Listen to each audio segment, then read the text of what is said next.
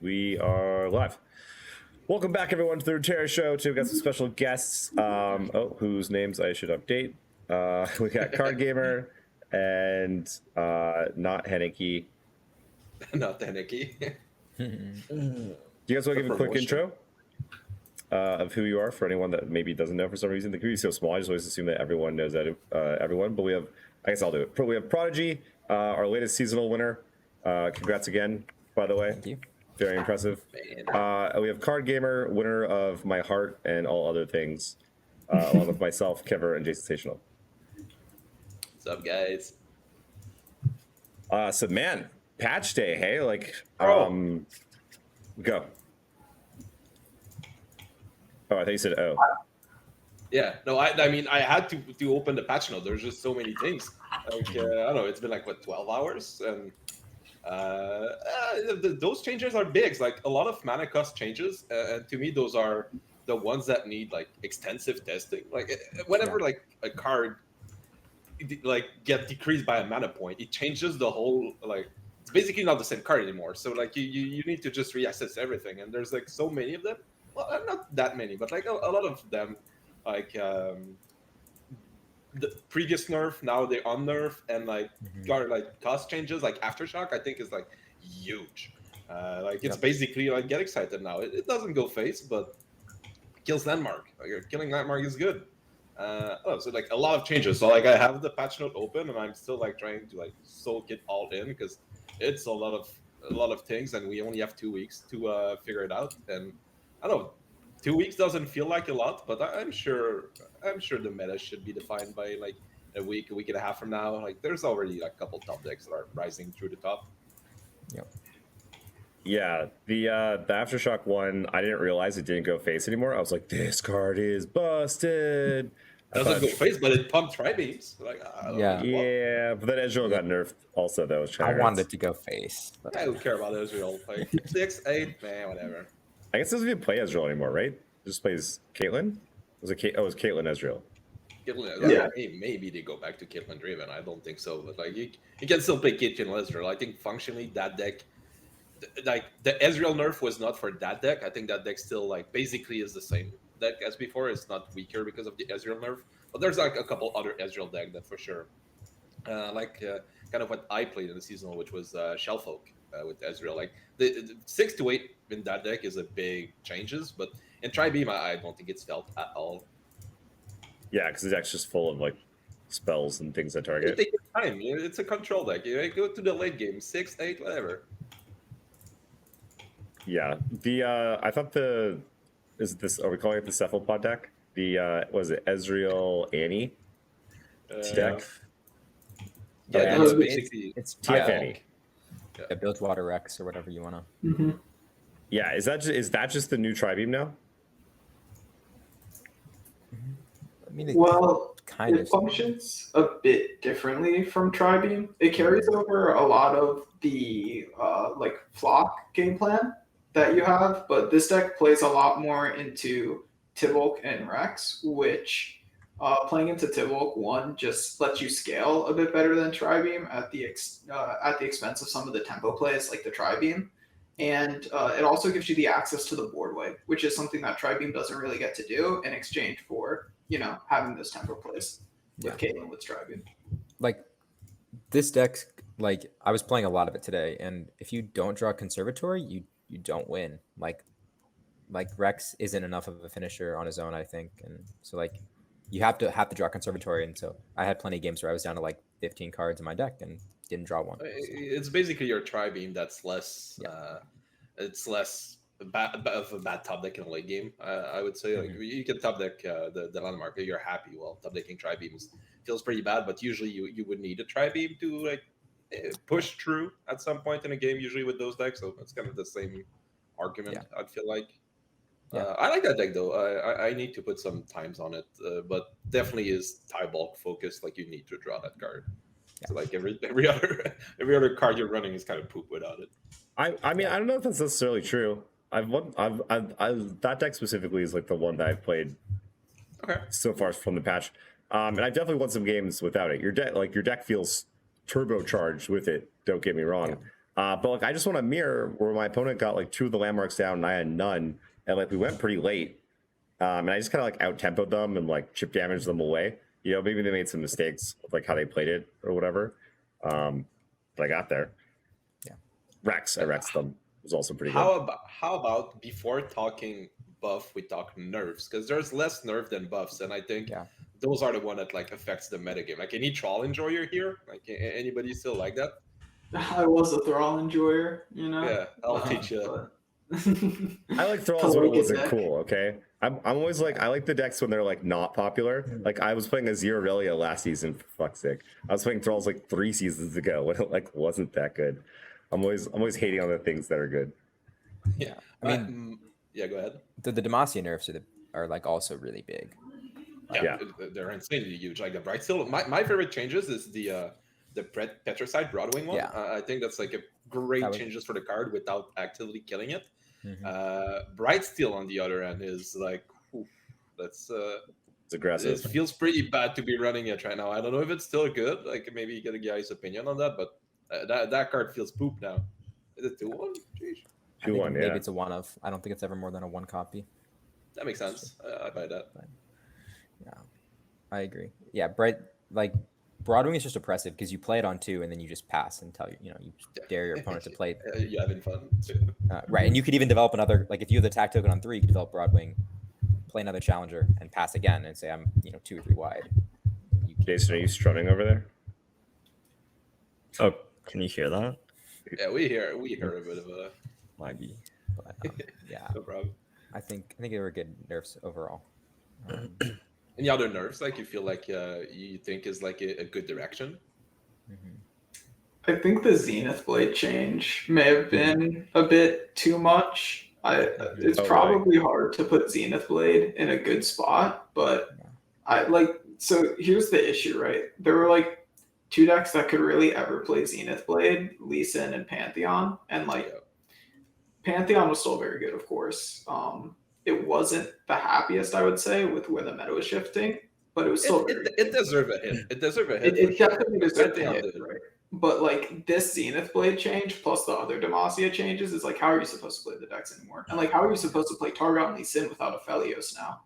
I don't think you can. I agree that they killed Zenith Blade. It makes me very sad. But I'm struggling to think of because I do believe they still needed to hit Pantheon just for like to have like a healthy seasonal meta because like those are the types of deck that maybe we haven't talked about it in a couple of weeks, but they've always been around and like there's always like a tournament powerhouse because the lineups are built like around it, and when those decks like are lineup hankers, like it can be a problem. I still believe Pantheon was a problem, and I don't know how else I would hit it because Zenith was really the problem card with Pantheon because it just negates all the counterplay. I thought about it. Maybe I have a better idea, but like, I'm very sad that they killed Zenith Blade, but I don't know if I'd had like something better because like I still want to play Targon Lee Sin without a Felios if possible, but like it doesn't seem to be the case anymore. I would have like made it 2 mana and then taken the draw away, and like Daybreak Overwhelm. So like Daybreak Overwhelm. It's basically a different card, but like you make it 2 mana +1/+2 and Daybreak Overwhelm, and like the thing with Pantheon is like they play Daybreak, they play Zenith Blade, and you're like, shoot, I have 3 Overwhelm threats that I have to deal with. Right, and you just like already know you're gonna have to deal with 3 big things. Yeah. If they just play 1 and they don't draw it, you're like, okay, if I kill that 1 card, right? I have No, I think that makes sense because like as is, it's like basically unplayable, right? Like it's done, gone. At least that would have been like you're still playable then. Yeah, it's interesting. Back to Kevin's point though, I know we're supposed to go on to the nerfs, but real quick, I kind of like, and also like Cargill was talking about, like Lee Sin kind of being gone now with that change to Zenith Blade. I kind of like them hitting some of these archetypes in the knees and just being like they're done. I didn't like that wasn't how like Thralls. Sure, like anything. Like I like take my favorite deck, take the top 5 decks that I've loved the most, just to hit him in the knees and let him die. But do it to everything else too, and make sure that the meta actually changes. The last like I don't know like. Not this season, but like the like 3 or 4 seasons before, where they'd hit something and then just like whatever the next 5 best decks were, just pop back up. Like, oh, guess what? Auction Sivir, Lisa and Zoe, and like Feel the Rush are now the best things, or whatever. Like that didn't feel good at all. Yeah, and so like this last meta though felt like there was a bunch of new stuff. You know, there was like a bunch of Bard decks and a bunch of these landmark decks, and like it was just all like it's stuff that we haven't really seen before. And like I feel like that's how it should be. Like that's how it is in Magic. Like a new set comes in, or there's a rotation, and it's like, well, not always, but like ideally, it's especially with the rotation, it's just all new stuff. You did say the word rotation, which we don't get, so like it's hard to only be all new stuff in the same format. And that's what I'm saying, because we don't have rotation. I think they need to like to just take them out with the knees, get some of these decks just out of there, because otherwise they just like they're just inherently super powerful and they keep coming back. And so I'm kind of for it. Like just whatever, just like makes Scouts will be back, like new and fresh. Yeah, I don't think Bard, Demacia, and Scouts are like bad decks by any means. They're certainly weaker, but they have a job to do, and their cards didn't get hit hard enough to the point they can't do their job. Sivir is like more in the gray area where like I'm not sure if that would survive, and Pantheon is obviously like taken out back. But like Scouts and Bard, Demacia, I think they serve enough of a purpose that I would be surprised if they just straight disappear. Yeah. But they'll be less powerful, and you'll see them less. Thralls is dead though. So Jason, what were you gonna say? What was I gonna say? I kind of forgot. I was talking about the decks and like changing them, and okay. But yeah, I mean, if anything, hit stuff harder. I don't know, or buff stuff more. I think this is the thing. We haven't seen like there's a lot of buffs, and we haven't seen like the new decks that are like come out because of all of those buffs. And also, it's been 24 hours. Zombie Fish is kind of strong. Though. Yeah, I'm just saying, like when we're saying like old decks are still going to hang around. I'm like, well, you know, we haven't seen the new stuff yet that they have to contend with. But like, long story short, I want real change in the meta, like real new stuff. Not this like, oh hey, Lee Sin's been good for 7 seasons in a row. Like Pantheon's been good for forever, like that kind of thing, you know, or they kind of ebb and flow out of being good. I want like real new decks. I think my thing when it comes to balance is we had a fairly balanced metagame, right? Like I think everyone agrees. One of the most balanced. Yeah, like, that's why I don't know how to feel about it. And so like when you nerf a bunch of decks, what you're doing is you're like, so we had like what 6 or 7 decks that were probably like all around the same power level, and they nerfed like 4 of them. So like instantly, like the 3 decks that were like untouched, which is like the Aphelios deck and like Zombie Fish and the Bard Ari deck, right? Bard, like basically those 3. Yeah. Right, those 3 now are the top dogs just by default because like we didn't hit all of them. So like I personally like buffing, like big buffs to like the decks that were weaker. Like I would have loved to see like along with the Frel buffs, like let's make Omen Hawk like let's make it hit 3 units, right? Like let's like let Omen Hawk hit 3 units. Like let's just like I always thought like, it did. You're right, but like let's like give some real buffs. Make it a 2-1 and like bring everything else up and like give people more options and see how that shakes out the metagame rather than just like, okay, like how many decks are we gonna take out? Because you don't know like what are the checks and balances, right? So like Demacia checked Zombie Fish. Well, I think it did. That's up for debate. Kind of. Yeah. The problem is, and that's why I agree more with you, Prodigy, than I would with Jason, is the changes that they did. They need to lock in advance, like 2 weeks or so, probably. Like you would know more than that, but like it's not like they came in this morning and like they decided the changes. Like those changes were prepared lots in advance. Zombie Fish, when they made the changes, likely didn't even exist yet. It was like maybe the first day that Dryset played it on ladder for some reason that he wanted us to suffer, and yeah, so like, you can't hit everything because like think like Ari Bard, like it's a 2-week-old deck now. It's now good, but like 2 weeks ago, it wasn't like on anybody's radar since there's Zombie Fish. So those decks were starting to rise up. Everything else that was already on the top, like Troll, that was clear on the top, they just got hit, and it's very hard to balance. So I'm more in the camp of lots of buffs more than like try to gut every deck, because I think you're always gonna miss. By definition, you're always going to miss between 1 and 3 top decks, which they did now. And like by default, they're not the top decks because like the buffs are not hard enough. Maybe. Like, that's still debatable if the buffs are hard enough. So, like, yeah. So sorry, maybe I should have elaborated more.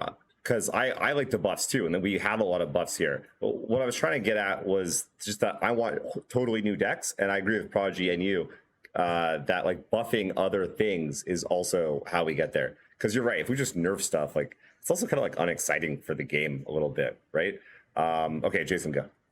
Yeah, I agree with Prodigy's statement. It seems like a lot of the only archetype I think that really got like a very focused buff was this like Frel mid-range thing. So like they got the Hearthguard, the Beard. I guess you can count Assessor if you really want. But like a lot of the other buffs were really scattered. A lot of them were just random cards that didn't really fit in existing archetypes. And then some buffs that also just received nerfs as well. So Shen got buffed, but then Brightsteel got nerfed. Taric is fixed, but now Pantheon sucks, and that was like the main duo back then. And so it's kind of interesting to see like even though like there's a good amount of buffs, I was looking through the patch notes and I'm like, most of these just don't really matter. And I guess the ones that did matter, like Irelia getting a tune, like that deck was already pretty good. Pretty big, yeah. So like I do agree that hopefully like if they could like concentrate more of the buffs in like a certain archetype and push a few ones more than others, it'd probably like help change the meta a little bit more, because right now again we're gonna go back to Nami and I guess like some Riven OTKs, Aphelios. So I don't even know. What do you guys think of this then? Like it's it seems like we're kind of stuck, right? Like because if you buff, like I totally agree with what you're saying about the buffs. They're kind of sprinkled into archetypes. It's like it's like a little bit better, but like not like significant enough. And then if you like push it really hard, it's like okay, well that thing's just the best thing now. If you go too far. Do you think maybe we need rotation? Because like I'm kind of down for some rotation. I like in Magic you get like how many cards did they release a set? It's 100 and something, like almost 200 cards I think. Runeterra, it changes every time. Magic they're the big set is like 300 cards, right? Most of them unplayable, but like maybe like 70 new card, like rest for limited. To me, I think it'd be pretty cool like if they like made focus buffs on like certain archetypes, like every like these during these patch cadences. But like the cards like Hothead, the cards like the Stellacorn, these like sprinkle buffs, like take 3 cards that are not going to be played this week, they're not going to be played next week, and just like I don't know, buff them every week, and and then that might just invigorate something, randomly buff something, and all of a sudden it fits in this deck. And then if that's not enough, you can just give more specific buffs to archetypes throughout, like the ones they did for Freljord.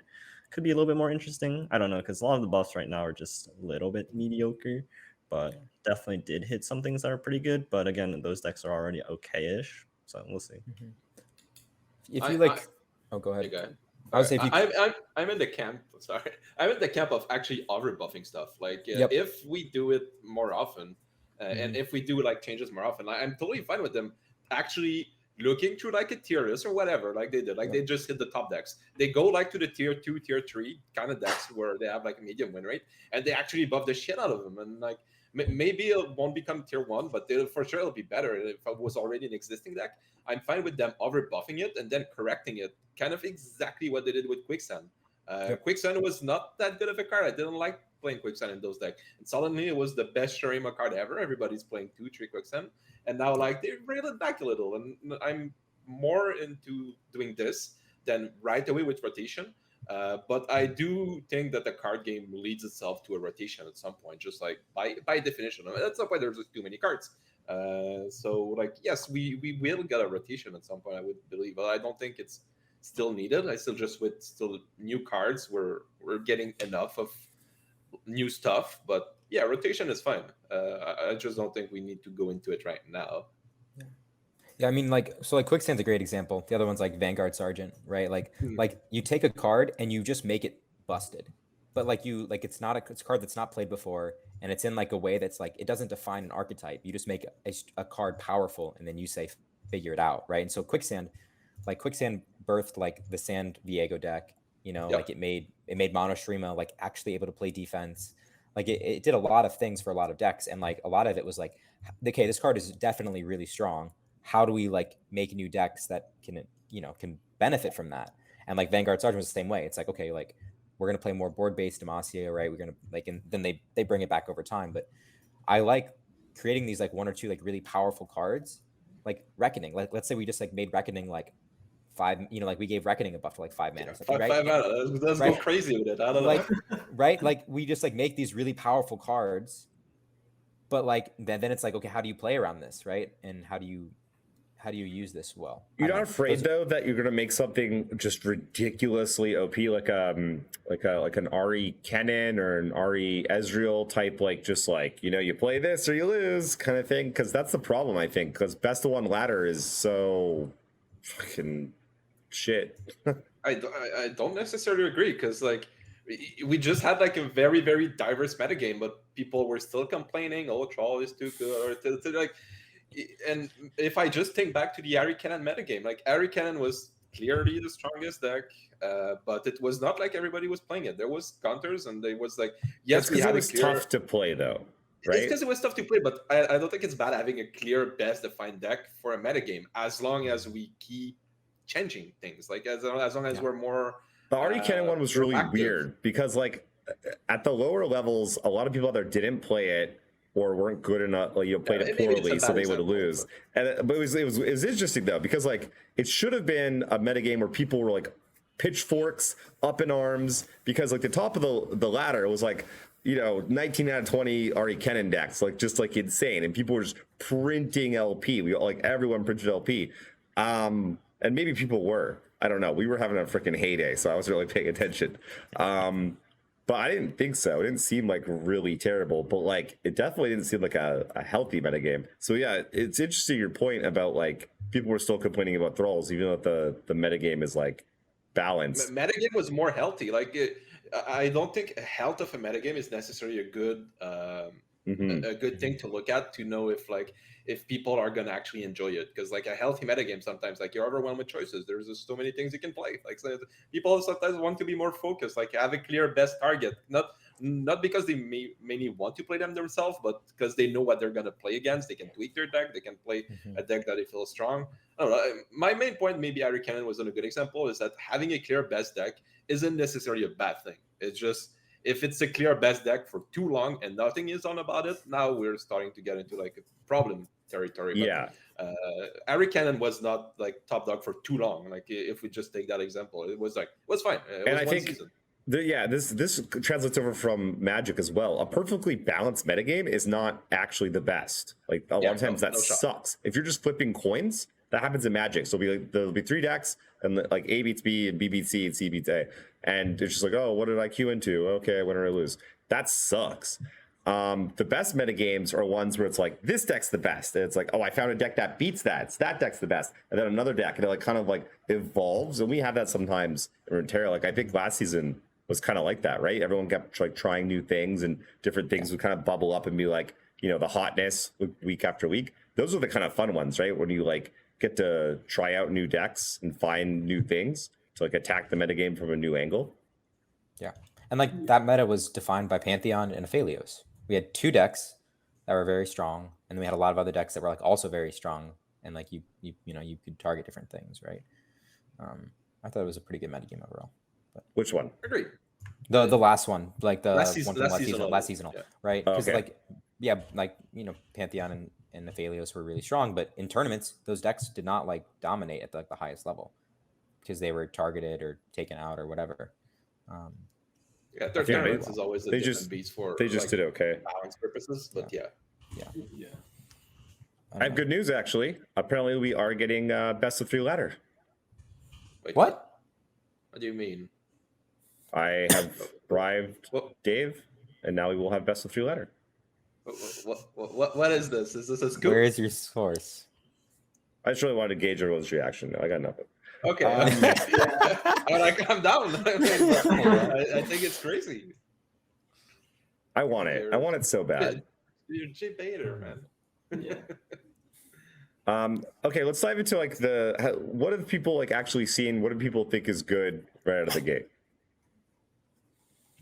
So yeah, go. We were talking about the 3 big decks, right? Aphelios, PNZ, which I think is the best of all of the decks we've mentioned. I would say it's the strongest. I think we have the Nami TF deck, which I would probably say is the second most powerful, at least if you're looking at them like in a vacuum, like how strong is the thing they do. And then I think there's Ari Bard, which is a very good deck, but a lot of my impression from it last season was a lot of its strength came from how powerful Homecoming was last patch. Still a very good deck, but I would put it a little bit below the other two. Do you think Homecoming got worse probably now that in this new metagame than it was before because like no more Thralls and a bit less landmarks maybe and things like that? I just think Homecoming isn't quite as strong. I think it's still very good. Like it's a good card, right? It's just I think it was one of the best cards you could be playing last patch, and it's probably just a very good card to be playing this patch. Yeah, fair enough. I think Zombie Fish is. I think that's the best deck. I don't know. Mo, like my teammate Mo, like he climbed 400 or 500 LP in the last day and a half with that deck, and with like 85-90% win rate, like absolutely absurd over like 40 or 50 games. Like I don't know. Small sample size, obviously, but like they're still pretty crazy numbers. Yeah, those are like they were like I was like, oh, like yeah, it's a win streak, and then I like looked and I was like, oh, that's not just like a few games, that's a lot. So yeah, I think it's just bias, right? Because my team is like everyone. We've all been on Aphelios PNZ since like last season, right? Like the season you were talking about with like FaZe and Pantheon. Like we were playing it back then before we had the Lightning Light, right? It's so super good. We've had that results, but we haven't had that with Nami yet. Like I've seen it's been good, and I've had games where I felt the power, but it's probably just like we're the Aphelios guys and you are the Nami guys, and we just don't see eye to eye quite yet. But I'm very interested to see where things fall after a few weeks come seasonals. Yeah, I just don't like how like those two decks don't like. I don't feel like I can counter them. Like they don't have like a play pattern that I can exploit. Like Nami, it's like, how do I exploit Nami? It's like I can't just remove her on site because she still like buffs everything, right? And like so the counterplay is like super weird with those decks. I'm sure there is some, but I'm yet to like find it. I think Fizz-driven OTKs kind of can roll through them pretty fast. That's a good one. That's a possibility. I've seen like some like challengers overall are really good into them. I have no idea how good this Grand Plaza Ephemerals deck is into these backline skimpy go wide decks. But we can talk about buffs a little bit because that some things got some crazy buffs. Hecarim's kind of cool. Yeah, let's talk about Hecarim. Does anyone think That's a huge buff. It's a huge buff? Yeah, it's grand forever now. Like kill Hecarim, I don't know, he'd die. Like I still have all those chariots like over there. Like I don't know. It's probably still like it's 6 mana, so it's probably too expensive for like LOR nowadays. Things are different. Like paying 6 mana for a champion, you better make damn sure you're gonna win the game when you do it. And I don't know. This effects wins the game. Like it does, but maybe it requires too much setup. I've only played against it once. It completely destroyed me. But the buff is crazy. Like for sure, like a Hecarim deck is gonna exist somewhere, like in between tier 1 and tier 20. But like, is it gonna be good? I'm not sure yet. I'm not convinced. Just because 6 mana is expensive, and the rest of your deck needs to work when you don't draw Hecarim, and I'm not sure it does yet. But maybe there's something. It certainly makes me happy to queue up into ranked games in Masters in the year 2022 and see people unironically playing, my favorite deck from open beta that got me playing this game. But I do not think it's good, unfortunately. I'm sure there's something playable once refined, in the sense like you could queue it up and win games and like not feel awful. But I would be very surprised if we see a Hecarim in seasonals. Yeah, I tried pretty hard to make it work. I played a bunch of games, and pretty quickly, like I realized, like you just want to like I put Hecarim and Callista and just started playing like different blends, and I don't know, realized pretty quickly like fearsomes are the way to go. And then as soon as you play fearsomes, you just put Elisa over Hecarim, and then Hecarim's gone.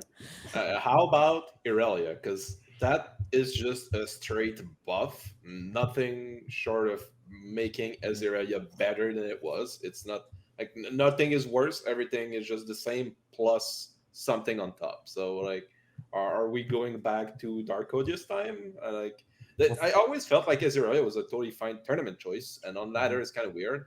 But I don't know. Like it scares me because like it's not the deck I particularly enjoy to play patterns of, and it's just a straight buff. So like, is it just gonna run amok in tournaments, or is it just like still meh? It loses its Thralls matchup. which is like that's loses the Troll matchup is a big one. Right, like that was the reason you were playing it. So I this season, like there's always like a reason to play as Irelia, but like this season was Troll. I think it's definitely buff. I don't think it outweighs. Does it beat Nami? Maybe. It could. It's probably close. There's probably some hands that beat Nami. Nami's like a little slow to get going, right? Yeah, especially like, sure you can say like not remove her on side because she still buffs things, but like if they don't have the time to drop her until like turn 6 or 7, or it just gets Defiant Dance and like buffing one thing isn't enough when you're swarming. I don't know. It feels like it can be good into that matchup. Yeah. Also, like, I think one thing worth mentioning and why Azir or Irelia can get away with like Defiant Dancing a lot of targets that normally are bad is because it's one of the spells that advances, like it stops your opponent's game plan and advances your game plan, right? Which is like a big exception, right? Because it blade dances when you recall, where most other decks aren't really allowed to just like spend that 4 mana to try and interact with Nami. This is like saying, okay, you have to block and Nami leaves. Right. And you probably just run her, but you took like 1,000. And you probably run like the elusives, or like I don't know, maybe you consider any elusive just to like have the blocker for their one big attack turn. I don't know. Yeah, I can see it being pretty good for Azir Irelia. Like that. I don't know if you guys remember the play patterns, but that deck fucking hits hard, man. Trust me, I do. Trust me. I guess we got like a Marshall buff, but I don't think that's a good card for that deck anyway. Like Inspiring Marshall. Is there any reason to play Inspiring Marshall over like Voice of the Risen? Like, I don't think they play either anymore, right? Yeah. No, I don't think I would. But like Marshall is kind of, and it kind of circle back to what we're saying. Like a lot of those buffs are just.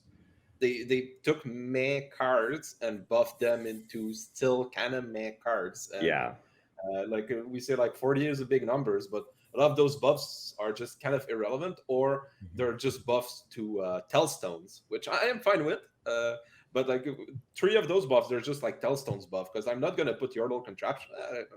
I don't know. I don't think I'm going to put Yordle Contraption in my Bendel City deck, but whenever I generate the Bendel City Tellstone, or maybe like it pushes me to play more Tellstone, because like those cards are more playable, like Crumble, like the all of those. The exception being Aftershock, that just probably not just a good card to run in every type of deck. But like a lot of those buffs are like Camavoran Dragon. Like I'm scrolling through now, and like, is there gonna be a dragon deck? Nah. That card is so good. That card's actually solid now. Like I was playing it's like an SI card. The deck just sucks. The deck sucks, but like I don't know. I played against a couple like Thresh Nasus Copers on ladder and like that SI like slay self-sack thing.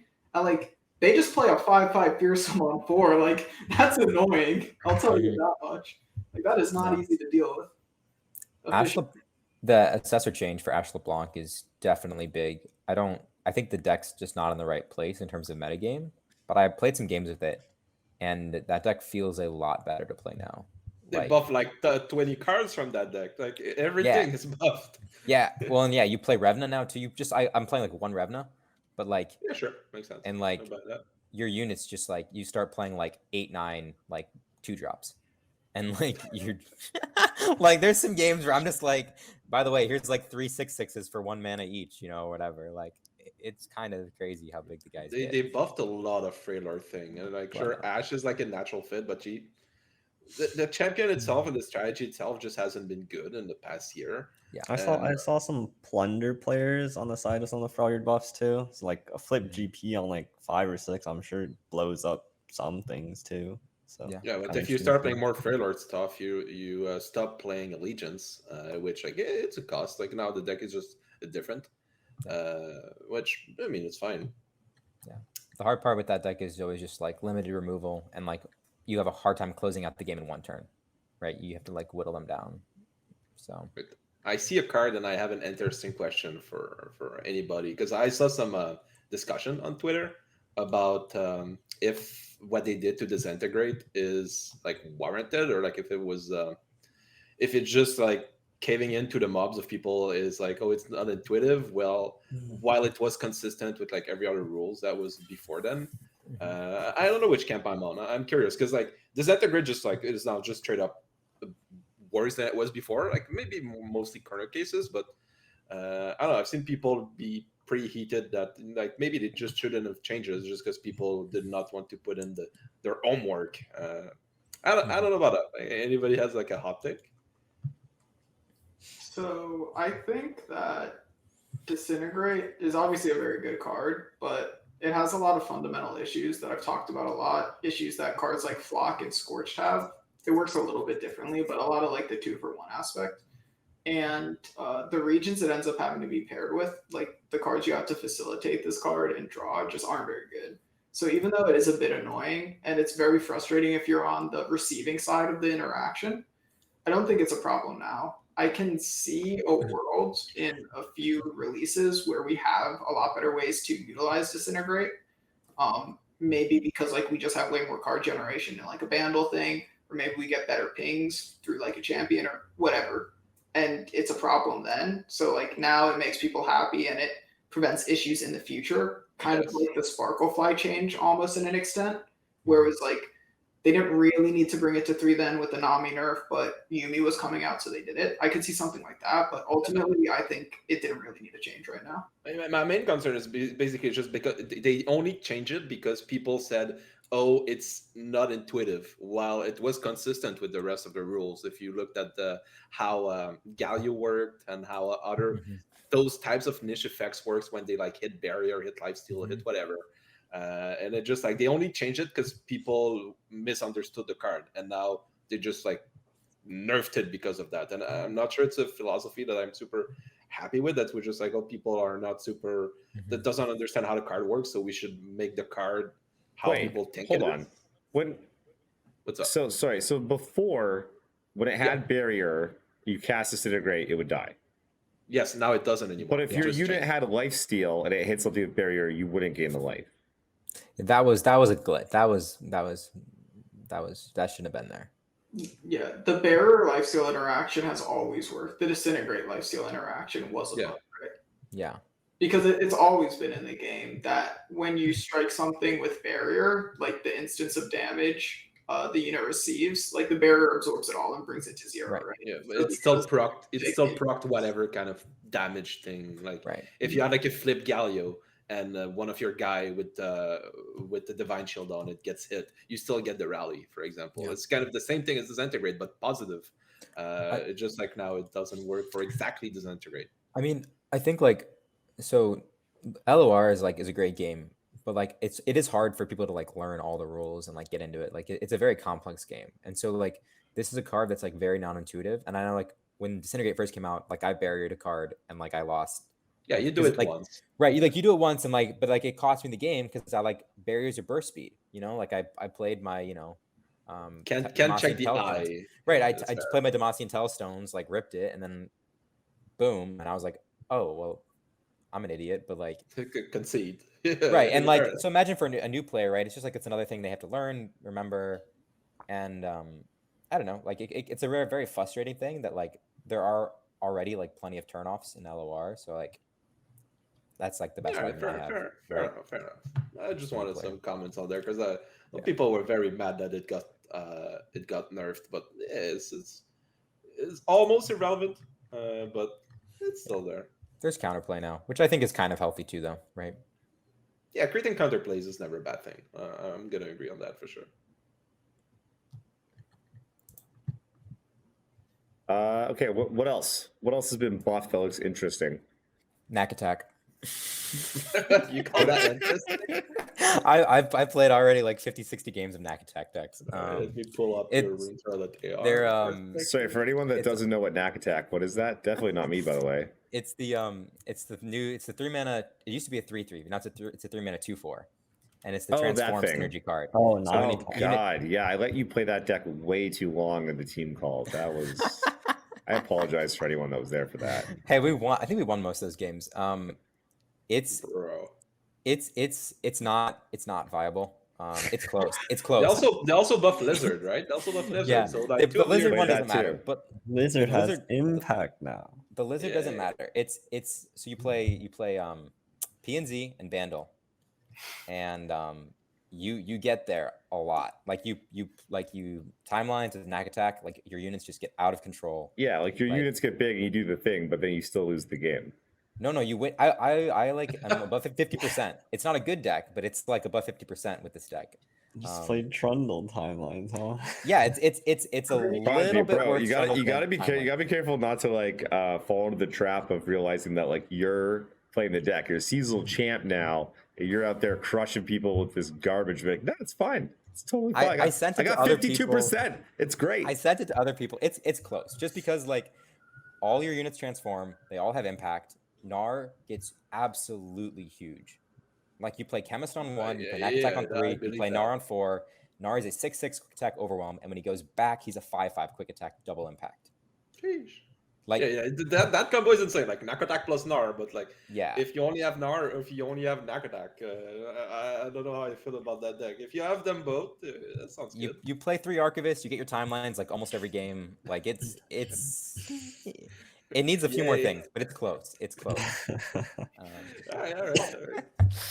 All right. I have a question. Is there any because I'm getting back into the games, right? So I was waiting on this patch to like really start my grind again and just like learn and get in seasonal shape, right? Any infinite combo enjoyer out here can tell me if that deck is still good or no. I love the deck. I don't think it's. I think it might be okay in a tournament, but it's not great on ladder. I haven't been playing it, but our teammate and also my teammate from Aegis as well, good friend, Loser Beam. He's been spamming that deck, and he is still coping with it. Yeah. and he believes in the deck. He's still like full copy on the deck is good. We should play it in seasonal. So what he told me last time is if I can justify bringing this deck to seasonals, I will 100% bring it. Sure. He's been jamming it on ladder since the change with solid results, so we'll see. The fleeting to the Sands of Time really hurts, but like it still does the same thing. So you just have to like be very smart about how you use it. Your Like, timing like, matters so much I more. feel like it only quite a bit. matters. It only matters if the horde is like below 4, and you're gonna pop it on their turn. It's the only time Which it is matters. like half the time. Which is half the time. Well, and most of the time you do is you play Sands of Time and then you hold the instant sentry for like the next turn or the turn after, right? It's Until you're gonna go off. definitely a nerf for sure. But like Yeah. if you just like one, it doesn't come into play a lot. You know, there's definitely lots of times where it just never matters. There's a bunch of games where it never comes up, it never matters. And there's games where you can also just kind of maneuver how you're ticking down a little bit differently. Yeah, I haven't actually had it come up like maybe like one game. It's annoying, but it's not like massive. I think it's more just like the meta. It's what that meta ends up So you being. just think it's a tournament deck rather than a ladder deck. Well, I it's think a it's lot a better in tournament tournaments. I mean, I think it depends how hostile the field is to it, right? Because if you really like think about what the fleeting instant sentry does, is it just makes all of your hard matchups a lot worse. Because now when you're sansing defensively to protect yourself, you're like if your landmark isn't counted down to where you need it to be, you're in a very awkward position on like popping it correctly, right? And you're shaving like a little bit of edge. And then just additionally, like all of the matchups where you would just need to like race, it's going to be a lot harder, right? Because similar reason. It definitely, you feel it like at least 30% of the games, I think, because it either forces you to go off early if you play it to like stay alive, or you have to like actually change the way you're the ordering of your cards, which sometimes is skill and like you can do and doesn't affect anything, but you definitely feel it a lot. And it like with landmark removal getting buffed, right? It also lots of landmark removal, like basically all of them. Like everything that removes a landmark like is now like a mana point cheaper for some reason. So that also hurts. Yeah, that hurts a lot. So that's fair. That's an actual hit on the deck more than maybe this. Probably both equally. I think the landmark removal buff really feels bad for that deck in combination with the instant sentry, right? Right. It's like the Exactly. two together because you could hold the instant sentry a lot and just like keep taxing landmark removal on like a 7 countdown horde, and then as soon as they don't like remove it on site, you go like, all right, cool, popped it, time to go. And like the thing with like decks, and people don't realize this, like if you play 100 games and these nerfs affect 5, like if you lose a game that you would have won 5 times out of those 100 games, that's a 5% win rate nerf. Like that's massive. That's insane. And like think about it, if you play 100 games of this deck, you're gonna feel the changes at least 5 times, right? So that's like the argument, right? It's like, well, like how many times does it matter? It's like when you look at a big sample size, like Enough to hit your win rate is the answer. exactly. That's fair. So all right, that answer. That's all right. I thought like this deck, I needed to put a bit of time, and I'm still for sure gonna do it. But I guess that page is at least of the Twitter conversation. Yeah. It's closed. Yeah, my plan is just to wait to see what the meta like shapes up like, and it's like, okay, everyone's on, you know, PNZ Aphelios. We only have Fish 2 weeks. Like we can't tell you that everybody's on PNZ Aphelios and Fish right now, but we have 2 weeks to figure out like what's actually like a good tournament metagame. Which I guess I'm gonna look a lot about on the GG Tour Mastering Retro tournament that's coming up, because Yeah, plug it. one of the only data point that we're actually gonna get, I guess. Yeah. Which it's important because like 2 weeks and 40 changes, like there's gonna be things that's missed, and like I guess it's a time that it should reward work on the metagame, hopefully. Yeah. The Rex buff is also pretty big. Yeah, that shit is huge. I need to play some Rex stack. Real quick, touching on that, for anyone that doesn't know, we're running a $500 free to enter tournament this Sunday. Let's go. Masterytour.com, GG Tour. Go check it out. Yeah, I'm probably gonna play on that one actually. I'm excited for it. Nice. Yeah, that's awesome. I'm down for that. I'm glad, like, just finishing on touching up the nerfs. I'm glad they just nickel and dime like powerful cards, toughness and things like that. Like Pharaoh's Financier and Lanterns, like are the 2 examples I'm seeing that we're just like, that card's overtuned, it's overplayed, it's overperforming, just removing a point of toughness. It's one of the most minor thing they could do to that card, and still it being playable.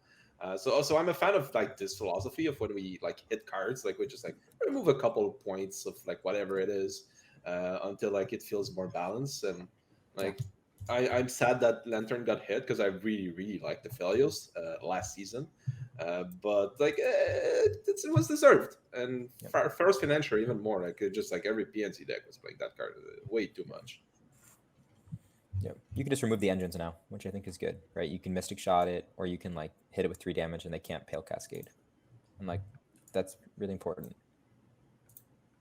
So. Yeah, I think Pale Cascade was very toxic. Like it was the most miserable feeling playing into like phase, and they go like, Lantern Librarian, you have a 3 damage removal spell. Good luck. Yeah, you can't hit anything. Yeah, for sure. Okay, as we're like starting to wrap up, Prodigy, being a newly crowned seasonal winner, what thoughts or advice might you have for anyone at this point trying to prepare for seasonals? And, you know, what are you yourself looking to do? What does your next 2 weeks look like? So this meta is hard. Last season, I was really fortunate. I was playing 3 decks before the patch.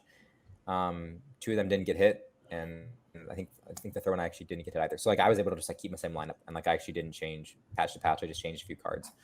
Your Moto Shurima got hit. It got hit. It did hit, but I changed a few cards, and then I just kept on playing it. But like yeah, like 2 decks didn't get hit, and Zixley and the other one, Viego. In terms of this patch, I'm considering like with everything up in the air, go back to comfort. So like what am I comfortable on? So like Scion's putting up some numbers, and other stuff like that. So I'm considering comfort. In terms of like adding a deck to a lineup, and then the big thing is identifying like what are the power decks, like what are the decks that I need to learn, and I need to learn how to beat, and what are those, and then you build a lineup from there.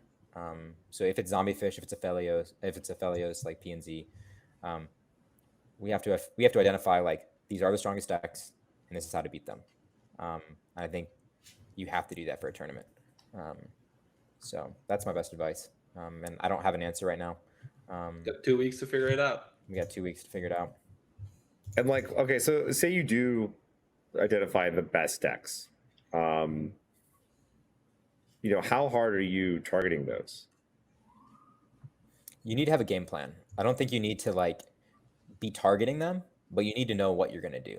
You need to know like what's your ban priority, what's your play pattern, and like, can you beat this deck or do you have to just ban it? Like that kind of stuff. Like you don't have to beat the best deck, but you need to know how to beat everything else, right? You just need to have like a very strong game plan. So like last season, my plan was to ban Aphelios, to tech my decks for Pantheon and hope for the best, because I'm still not favored there, and then destroy whatever that third deck is. And that was my game plan. Yeah. Yeah, If no, I I can like that. chime in, if I can chime in for me, like identifying the best deck is a thing, but assessing the cost of beating them is the other big one. Like, is okay, now I know what the best decks are, but sometimes the answer is just, yeah, people really can't run like those. Say there's 3 best decks. People probably can't run those 2 decks in the same lineup. It doesn't make sense or something like that. So am I just going to ban it, or am I going to spend the time and work to have a lineup that's good into it? And the answer is never clear cut, but like a good example just from last season was I knew Aphelios was one of the best deck, and I don't think it was ever worth the time or the effort in the open rounds of the seasonal to try and beat it. But if we just move to the top 32, like the number of Aphelios dropped from like 17 to 7 or something like that, because like now the effort could be worth it, because like it's more targeted, but it's a different feel, it's a different environment altogether. So like whenever I build a lineup and I have like those top decks in mind, it's always, is it worth the cost it's going to cost me in my like other matchups to target those best decks? And sometimes in open rounds the answer is no, but sometimes it's yes. And like that's the thing that I guess we need to figure out is the cost of targeting those, because figuring out which decks are the best, I don't think it's too hard. It's about like sometimes the answer is just ban them, and when it's not and you figured it out, you're heavily rewarded for it. I would say one last thing. The biggest advice for open rounds is just to have like 3 good decks that you're comfortable on that have a cohesive game plan. That's it. Yeah, we beating a dead horse, like just be comfort. And I found it interesting though that your plan was ban Aphelios, try your best in Pantheon, and smash deck number 3, because that makes a lot of sense, because just everyone has that like can't find a good deck 3. There's always got that one outlier, and if you're just always crushing it, like that's a good place to be in, right? Whereas the majority of people took like a ban or play Pantheon kind of approach, and so it's interesting that like, you know, your approach wasn't either of those. You didn't ban it, and you weren't great to do it. And did you bring it actually? No. I was on Triple Streama. I was the only player on Triple Streama, and I don't think hardly anyone brought Aphelios and Pantheon. So whenever I saw one, I just banned it. So like Aphelios was my ban, and then I was hoping to like be okay into Pantheon, but no one brought them together. So like I just banned both of them. And then that close field, it just didn't make much sense to bring them together, and I think a lot of people just came to that conclusion to your benefit. Yeah, and so I got to like play 2 good matchups every round, which, you know. I also think something pretty interesting happened. I don't know if you guys feel similar regarding that last seasonals, but FaZe was like around, but people weren't really on it. Good players and like competitive players didn't really know how it functioned and how it hurt, like what its pain points were, what it excelled against, until very late, like right before seasonals. Yeah, so I think in open rounds, people didn't really know how to deal with it, and then when a week went by, and by the time Top Cut came, people figured out like, okay, this is how we beat the deck. The deck isn't unstoppable, and I think that you benefited a lot, Prodigy, in the Top Cut from like sticking to your guns, and like everyone just like we're like, okay, well, like we want to play stuff that's like good against FaZe, and then your lineup was just like, okay, well, I farm all that, sounds good. I stayed the course, and it worked out. Just do it again. Yeah, As easy as that. That was the other.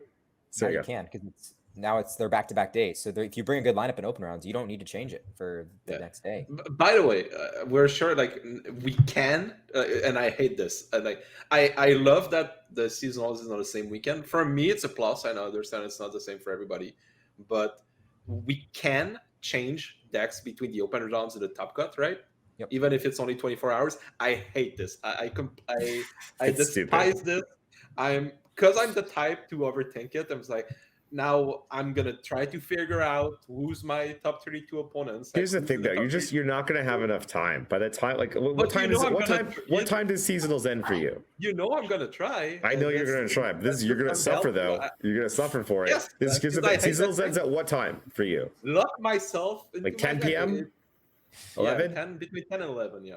So it's gonna end at like 11 p.m. and it's gonna start at like what? Start at noon or something. Oh yeah, I guess it starts at noon. So, but you still have to sleep. So like maybe you'll have like 4 or 5 hours to try to be crazy, like figure out who your opponent actually is, and then figure out what they're playing, and then figure out what's actually But good the against. people, Like you have. but the people time. that figures it out, they get some hedge. That's round 1 though. It's also I'm round gonna- 1. Like, ooh, we made top 62. Like, call him. Yeah, in. but you look at everybody else. You look at that. I don't think it's good to target a player, but what I I'm gonna agree do there. I agree there. is I'm gonna bring 2 lineups. I'm gonna pre-build 2 lineups, one for seasonals, one for knockouts, because So I you're want already gonna have your knockout. Like, I'm which- gonna bring something that's like I'm gonna bring like triple burn or like something like triple mid range. I'm gonna bring something that's like very straightforward, like easy to execute, so I don't screw it up, and like beats all these random decks that you see in seasonals. And I'm hopefully gonna have 7-2 seeding, right?